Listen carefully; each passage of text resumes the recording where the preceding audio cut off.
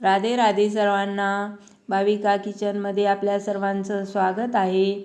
आज आपण बनवणार आहोत स्पेशल अशी शेवयाची खीर. सर्वांना आवडते, मुलांना आवडते आणि पटकन झटपट होणारी अशी स्वीट डिश आहे. त्यासाठी मी अर्धी वाटी तूप घेतलेले आहे, काजू बदाम घेतलेले आहेत, शेवया, मनुके, साखर आणि वेलची पूड बारीक करून घेतलेली आहे.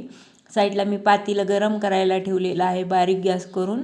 त्यामध्ये आता थोडंसं गरम झालं की आपण तूप 2 चमचे घालणार आहोत, कारण की आपल्या इथे ड्रायफ्रूट तळण्यासाठी आपल्याला तूप लागणार आहे. तर अगोदर आपण ड्रायफ्रूट तळून घेणार आहोत. बघू शकता आता मी काजू बदाम यामध्ये घालून घेतलेले आहेत. ते आपल्याला बारीक गॅसवरच तळून घ्यायचे आहेत. तोपर्यंत आपण एका साईडला दूध गरम करायला ठेवणार आहोत. मी 1 लिटर दूध साईडला गरम करून घेतलेलं आहे. आता आपण इकडे काजू बदाम आपले सोनेरी कलर येईपर्यंत आपल्याला तळून घ्यायचे आहेत. काजू बदाम घातल्यानंतर आपल्या खीरीला टेस्ट चांगली येते आणि ते तळून घातल्यानंतर तर खूप टेस्ट चांगली येते. त्यामुळे शक्यतो तुम्ही थोडेसे तुपात फ्राय करूनच घ्या आणि नंतर वरून तुम्ही दूध खीरीमध्ये घालून घ्या. आता इथे काजू बदाम फ्राय करून घेतले की त्यामध्ये मी मनुके घालून लगेच फ्राय करून घेत आहे.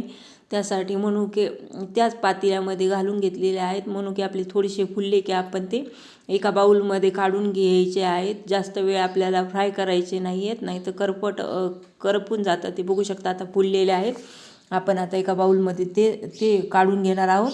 आणि इथे आपण लगेच जे 1 वाटी शेवई घेतली होती ती आपण यामध्ये ॲड करून चांगली 1-2 मिनिट फ्राय करून घ्यायचं आहे. आपल्याला बारीक गॅसवर आपल्याला सतत हलवत राहायचं आहे, कारण की आपली शेवई करपणार नाही याची आपल्याला काळजी पण घ्यायची आहे.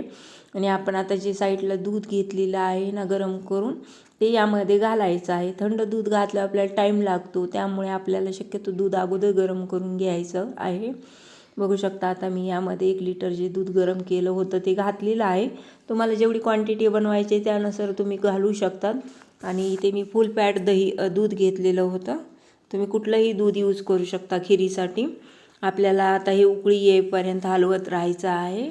आणि थोडंसं उकळी आली की बघू शकता आपली आता उकळी आली की यामध्ये आपण साखर घालणार आहोत.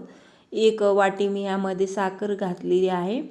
तुम्हाला तुमच्या गोडीनुसार तुम्ही कमी जास्तही करू शकतात, कारण की आपल्याला खीर शिजून आपली थोडीशी क्वांटिटी कमी होते. त्यामुळे मी 1 वाटी घातलेली आहे. तुम्हाला आवडत असेल तर तुम्ही 1.5 वाटीही घालू शकतात. आता अशा आपली साखर विरघळली की त्यामध्ये जे आपण वेलचीची पूड करून घेतली होती ती घालणार आहोत. आणि आपण यानंतर लगेच आपण जे ड्रायफ्रूट फ्राय करून घेतलेले आहेत ते घालणार आहोत. आपल्याला आता इथे 4-5 मिनिट आपल्याला खीर बारीक गॅसवर उकळू द्यायची आहे. जेवढी जास्त खीर उकळेल ना तेवढी ती डार्क अशी गडद बनली जाते किंवा घट्ट बनली जाते.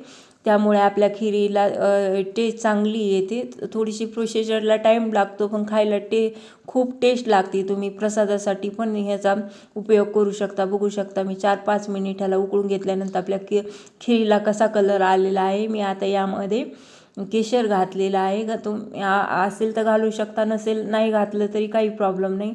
बघू शकता मी आता एका बाउलमध्ये काढून घेतलेलं आहे. किती चांगल्या प्रकारे आपली खीर दिसत आहे. अशाच माझ्या वेगवेगळ्या रेसिपी आवडत असतील तर लाईक करा, शेअर करा, सबस्क्राईब करा, कमेंट करा. धन्यवाद.